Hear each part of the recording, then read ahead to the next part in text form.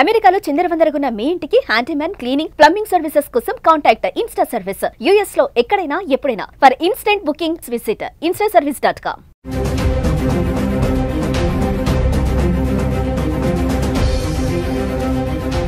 నమస్తే, welcome back to Suman TV. ప్రస్తుతం మనతో పాటు ఉన్నారు consumers affairs committee chairman Mandadi Krishna Reddy గారు.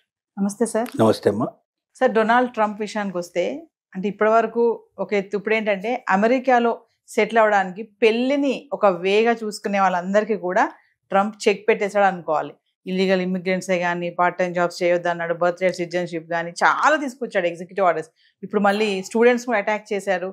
మళ్ళీ ఇప్పుడు వచ్చేసి ఏంటంటే పెళ్లి అంటే అమెరికా సంబంధాలు వస్తున్నాయి కదా, అమెరికా సంబంధం చేద్దాం అనుకునే, అమెరికా అబ్బాయిని చేసుకోవాలనుకునే వాళ్ళందరికీ కూడా ఇలా పెళ్లి మార్గాన వచ్చి సెటిల్ అయిపోతున్నారు అనుకునే వాళ్ళకి కూడా చెక్ పెట్టేశారు ట్రంప్. ఒకసారి దాని గురించి మాట్లాడుకుంటే సార్. అమెరికా అబ్బాయిలే కాదు, అమెరికా అమ్మాయిలు కూడా చేసుకోవాలనుకునే వాళ్ళు. ఎందుకంటే ఏ రకమైన పద్ధతిలో అమ్మాయిని చేసుకున్నా అబ్బాయిని చేసుకున్నా అక్కడ డిపెండెంట్ వీసా కింద పోవచ్చు అనే టాస్క్లో ఉండేవాళ్ళు చాలా మంది ఉంటారు. గతంలో ఏంటంటే ట్రంప్ లేకముందు, ట్రంప్ రాకముందు, లేదా ట్రంప్ మొదటిసారి వచ్చినప్పుడు కూడా ఇంత స్ట్రిక్ట్ ఎప్పుడు చేయలేదు. రెండోసారి వచ్చినప్పటి నుంచి చాలా డ్రాస్టిక్గా వెళ్ళిపోతున్నాడు, విపరీతంగా చేస్తున్నాడు. పిచ్చి ముదిరిందేమో అనిపించేటువంటి పరిస్థితులు కూడా జరుగుతూ ఉన్నాయి. ఏ రాత్రి ఏ ఆలోచన వస్తుందో, పొద్దునికల్లా ఏది ఇంప్లిమెంట్ చేస్తాడో తెలియని పరిస్థితుల్లో అమెరికన్ ప్రజలు వణికిపోయేటువంటి స్టేజ్ వచ్చింది. దాంట్లో ముఖ్యంగా వలస వెళ్ళిన వాళ్ళు, మన దేశం నుంచి వెళ్ళినటువంటి వాళ్ళు లాంటి వాళ్ళకి చాలా ఇబ్బందులు ఎదురైనాయి. వీలైనంత వరకు వలసదారులను తగ్గించాలనే కోరికలో ఉన్నాడు. కాబట్టి ఏ కారణాలు దొరుకుతాయా, ఎలా నొక్కేద్దామని చూస్తున్నాడు. దానికి కానీ ఈ మధ్య కాలంలో ఏం చేశారంటే, జనరల్గా అమెరికాలో ఉండే అబ్బాయిని కానీ అమ్మాయిని కానీ మ్యారేజ్ చేసుకున్నప్పుడు డిపెండెంట్ వీసా అంటున్నాము. అంటే మ్యారేజ్ చేసుకున్నప్పుడు ఏమవుతుందంటే భార్యాభర్తలు అవుతారు. భార్యాభర్తలు అయినప్పుడు భార్య మీద భర్త, భర్త మీద భార్య డిపెండ్ అయ్యే పరిస్థితి ఏర్పడుతుంది. కాబట్టి ఒక్కరు దూరంగా ఉండడం అనేది కరెక్ట్ కాదు. ఏ దేశమైనా దీన్ని ఒప్పుకుంటుంది. అమెరికా కూడా దీన్ని యాక్సెప్ట్ చేసింది. గతంలో విపరీతంగా జరిగాయి. ఇంకొంతమంది అయితే అమెరికాలో స్థిరపడడానికి పెళ్లిని ఒక ఆయుధంగా తీసుకున్నారు. అంటే ఇక్కడ మ్యారేజ్ చేసుకున్నట్టుగా సర్టిఫికేట్ తీసుకుని పోవడం, అమెరికాలో వెళ్ళినాక విడాకులు ఇచ్చేసుకోవడం, వాళ్ళు అక్కడ సెటిల్ అయిపోవడం, మళ్ళీ వెనక్కి రావాల్సిన అవసరం లేకుండా సెటిల్ అయిపోయేటువంటి కానీ దీన్ని ఒక మార్గంగా తీసుకున్నారు. అలాంటి పెళ్లిళ్ళు కొన్ని వేల పెళ్లిళ్ళు జరిగినాయి అట్లా. ఇప్పుడు దాన్ని మొత్తం టోటల్గా బ్రేకప్ చేయడానికి వీళ్ళు ఏం ప్లాన్ చేశారంటే, డిపెండెంట్ వీసా మ్యారేజ్ జరిగిపోయింది, ఓకే, డిపెండెంట్ వీసాకి అప్లై చేశారు. అప్లై చేయంగానే ఇక్కడ ఎప్పుడైతే ఇంటర్వ్యూ ఉంటుందో క్యాండిడేట్కి, సేమ్ టైం అక్కడ అబ్బాయి ఉన్నా అమ్మాయి ఉన్నా అక్కడ కూడా ఇంటర్వ్యూ ఇదే టైం. అంటే రెండు వైపులో ఏం జరుగుతుందో వీళ్ళకి వీళ్ళకి వినిపించేట్టుగా తెలుస్తుంది. అంటే వాళ్ళకి తెలుస్తుంది, ఎవరైతే ఇంటర్వ్యూ తీసుకుంటున్నారో వాళ్ళేం సమాధానం చెప్తున్నారో వీళ్ళకి సేమ్ క్వశ్చన్ ఇద్దరిని అడుగుతారు, ఏం ఆన్సర్ చెప్తారో చేస్తారు.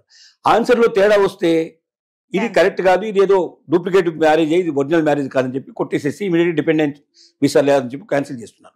ఒక్కోసారి వాళ్ళది కూడా క్యాన్సిల్ చేసే పరిస్థితులు కూడా కొన్ని తీసుకొస్తున్నారు కొన్ని సందర్భాలు. ఇది ఇప్పుడు భయంకరమైన పరిస్థితి అన్నట్టు. కాబట్టి జాగ్రత్తగా ఉండాలి. మొట్టమొదటి జరుగుతుంది ఇక్కడ ఏంటంటే, మ్యారేజ్ కన్నా ముందో లేకపోతే మ్యారేజ్ తర్వాతనో వెళ్ళి మనం రిజిస్టర్ మ్యారేజ్ చేసుకుంటున్నాం. ఎందుకంటే రిజిస్టర్ మ్యారేజ్ సర్టిఫికేట్ మస్ట్. మామూలుగా నేను మ్యారేజ్ చేసుకున్నాను ఫోటోలు చూపించే సిస్టమ్ అంతా కూడా గతంలో ఉండేది.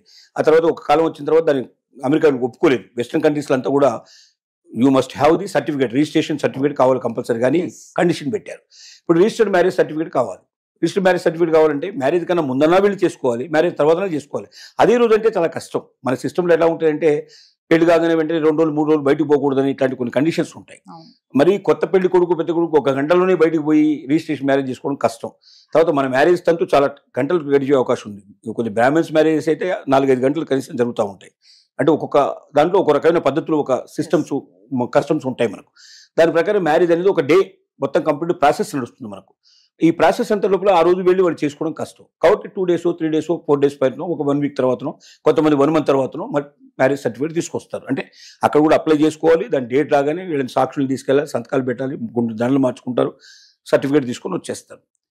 ఆ సర్టిఫికేట్ డేట్కిను ఒరిజినల్ మ్యారేజ్ డేట్కి మధ్యలో తేడా ఉంటుంది. So what is your marriage date అని అడిగాడు అనుకోండి, టక్కున జ్ఞాపకం వచ్చేది అంటే మనం మామూలుగా వేసుకునే మ్యారేజ్ జ్ఞాపకం వస్తుంది. ఎందుకంటే పత్రికలు పట్టడం, 1 నెల రోజుల పాటు ప్రాసెస్ అంతా ఈ మంది మార్పుల వ్యవహారం అంతా ఉంటుంది కదా.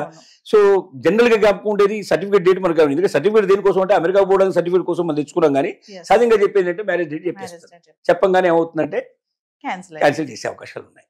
అంటే డిఫరెన్స్ ఉండకూడదు.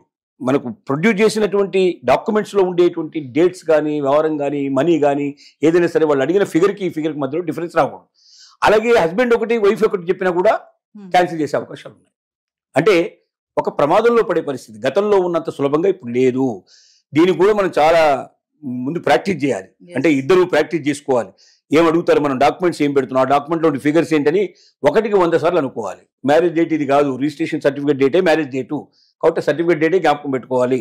ఆ రోజున ఎట్లా జరిగింది మ్యారేజ్ అనగానే వాళ్ళు ఇద్దరు వచ్చారు, సాక్షులకు వచ్చారు, మేము ఇక్కడ రిజిస్ట్రేషన్ చేస్తాం, సర్టిఫికేట్ చెప్పాలి. అంతేగాని పెళ్లికి 100 మంది వచ్చారు, బాగా జరిగింది, మంచి భోజనాలు పెట్టాము అని ఇవన్నీ చెప్పాలి. ఎందుకంటే ఆ మ్యారేజ్ మనకు జ్ఞాపకం వస్తుంటుంది. ఇంకా ఆ ఊహల్లోనే ఉంటాం, మనం ఆలోచనలో ఉంటాం. అది మెమరబుల్, మనకు జీవితంలో ఒక మధురమైనట్టు ఒక మనకు ఆనందకరమైన విషయం కాబట్టి సంఘటన జ్ఞాపకం ఉంటుంది మనకు. సో ఇలాంటివి ఇండియన్స్ చాలా తప్పులు చేస్తున్నారు. ఈ తప్పుల వల్ల ఇప్పుడు బాగా దొరికిపోతున్నారు. 4,000 వీసాలు సుమారుగా ఈ మధ్య కాలంలోనే డిపెండెంట్ వీసాలు క్యాన్సిల్ అయినట్టుగా తెలుస్తున్నారు. 4,000 అంటే మీరు ఎంత గణనీయమైందో మీరు తెలుసుకోవచ్చు. ఒక సంవత్సరం మొత్తం తీసుకుంటే ఇంకెన్ని అవుతాయో కూడా మనకు తెలియని పరిస్థితి. అంటే ఒకప్పుడు ఏంటంటే మ్యారేజ్ అయ్యిందంటే సహజంగా ప్రాబ్లమే ఉండేది కాదు. మ్యారేజ్ సర్టిఫికేట్ ప్రొడ్యూస్ చేసేస్తే ఏదో పేరుకు ఒక 2-3 ప్రశ్నలు అడిగేవాళ్ళు, పంపించేసేవాళ్ళు. అంటే ఇట్స్ డెఫినెట్గా మ్యారేజ్ అయితే 100% వస్తుంది సర్టిఫికేటు అని నిర్ణయం. అందుకే ఏంటి, కొంతమంది 3 రోజుల్లో మ్యారేజ్ చేసుకుని వెళ్ళిపోయిన వాళ్ళు ఉన్నారు. 3 డేస్లో మ్యారేజ్ చేసేసుకొని సర్టిఫికేట్ తీసుకొని తర్వాత తను వెళ్ళిపోతాడు, తర్వాత వైఫ్ వచ్చేటట్టుగా ఏర్పాటు చేసుకున్నారు. లేదా అదే రోజున వారం రోజులు, 10 రోజులు, 15 రోజులు దొరికిన వాళ్ళైతే అదే రోజున ఇద్దరు కలిసి వెళ్ళిపోయిన సంఘటనలు కూడా మనకు ఉన్నాయి. వీసాకు అప్లై చేసుకుని వెళ్ళిపోయిన సంఘటనలు ఉన్నాయి. కానీ ఈ రోజున ఆ పరిస్థితి లేదు.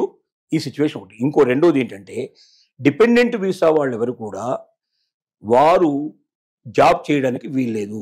That is the condition. Dependent అంటే నా మీద ఆధారపడి ఇంట్లో ఉండి తను నా కోసం ఎదురు చూస్తూ నేను ఒకరికొకరు ప్రేమగా జీవితం గడపడానికి భారీగా నా జీవితంలో ప్రవేశించింది కాబట్టి తను అక్కడ ఉండి నేను ఇక్కడ ఉండటం న్యాయం కాదు కాబట్టి ఆమె నేను తెచ్చుకున్నాను, నా ఇంట్లో పెట్టుకున్నానని చెప్పుకోవడానికి బాగుంటుంది. కానీ డిపెండెంట్ వీసా వాళ్ళు ఇప్పుడు ఉద్యోగాలు చేయకూడదని కండిషన్ పెట్టారు. గతంలో ఇంత రిస్ట్రిక్షన్ లేదు. చదువుకోవాలంటే కూడా మళ్ళీ దానికి సపరేట్గా దానికి ఒక సిస్టమ్ అంతా కూడా ఉంది. దానికి అప్లై చేసుకోవాలి, వాళ్ళు యాక్సెప్ట్ చేస్తారు చేయడం. తెలియకుండా, ప్రభుత్వానికి తెలియకుండా ఉద్యోగం చేసినా, లేకపోతే చదువుకున్నా, లేదా ఏదైనా ఇంట్లో చేసే వ్యాపారాలంటూ మొదలుపెట్టినా డిపెండెంట్ వీసా వెంటనే క్యాన్సిల్ అయిపోతుంది. వెంటనే ఫ్లైట్ ఎక్కిచ్చేసి పంపించేస్తారు. ఇలాంటి డేంజర్ ఉంది.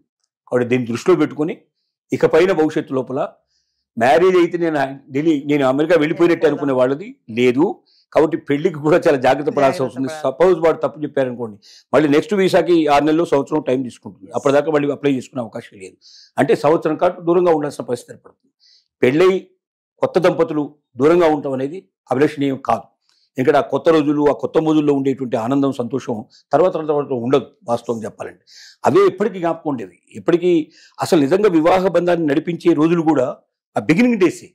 ఆ బిగినింగ్ డేస్లో ఒకరికొకరు తెలియని వాళ్ళు, వీరు ఒక ప్రపంచం నుంచి వాళ్ళు ఒక ప్రపంచం నుంచి వస్తారు. 2 ప్రపంచాలు కలుసుకొని ఒక ప్రపంచంగా మారిపోయి ఆ ఉండే దశ చాలా అనుభూతులతో కూడుకున్న దశ అది.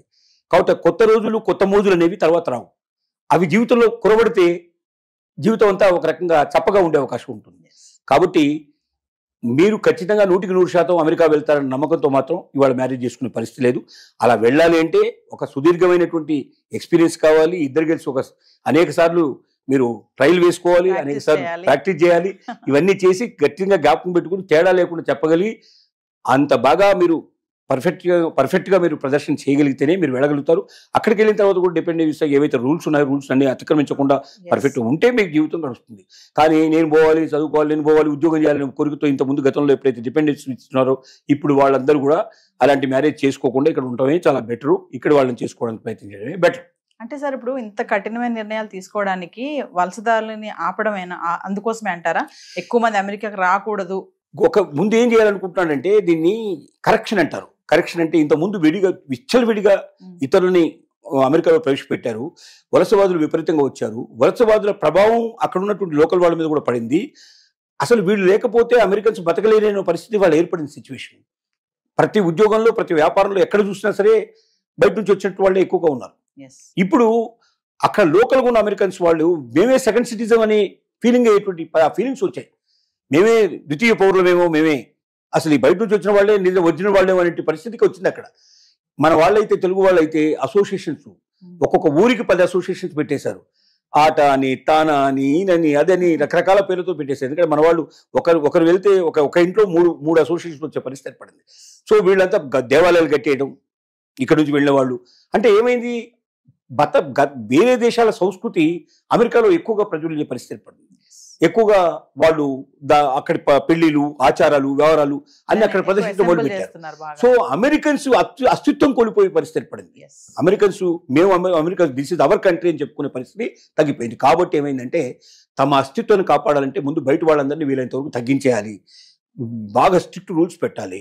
సరైన పర్సన్స్ అంటే మా మీద ఆధారపడి అమెరికాకు వచ్చి అమెరికా మీద బతకాలని కొరకు కాకుండా అమెరికాను బతికించాలి, అమెరికాకు పేరు తీసుకురావాలి, అమెరికాకు సంపద తీసుకురావాలి, అమెరికాను ప్రజ్వలింపజేయాలి, అమెరికాను నెంబర్ 1 కంట్రీగా ఉండేటట్టు చేయాలని భావన కలిగిన వ్యక్తులు కావాలి అనేది ట్రంప్ యొక్క ఆలోచన. అందుకోసం చెత్తా చెదారిని మొత్తం క్లీన్ చేసి పారేసే ప్రయత్నం చేస్తున్నాడు. మన వాళ్ళంతా ఏంటంటే అక్కడ పోయి ఏదో ఉద్యోగం చేసుకుని బతకాలి, ఏదో రకంగా ఎక్కడికన్నా అక్కడ మెరుగ్గా ఉంటుంది. అక్కడ పెట్రోల్ బంకులో పనిచేసినా అమెరికా పోయి వచ్చాడంటే వాడికి ఒక అమ్మాయిని కనీసం 10 లక్షలు 10 కోట్లు 5 కోట్లు ఇచ్చి చేస్తారనేట్టు కోరికతోటి వెళ్తున్న వాళ్ళే తప్ప నిజమైన సత్తా ఉండేవాళ్ళు వెళ్ళేవాళ్ళు తక్కువ మంది పర్సెంట్. ఆ సత్తా ఉండే వాళ్ళని ఉంచుతాను, మిగతా వాళ్ళని పంపుతాను అంటున్నాడు ఇప్పుడు ట్రంప్ చేసే పని అది. Thank you.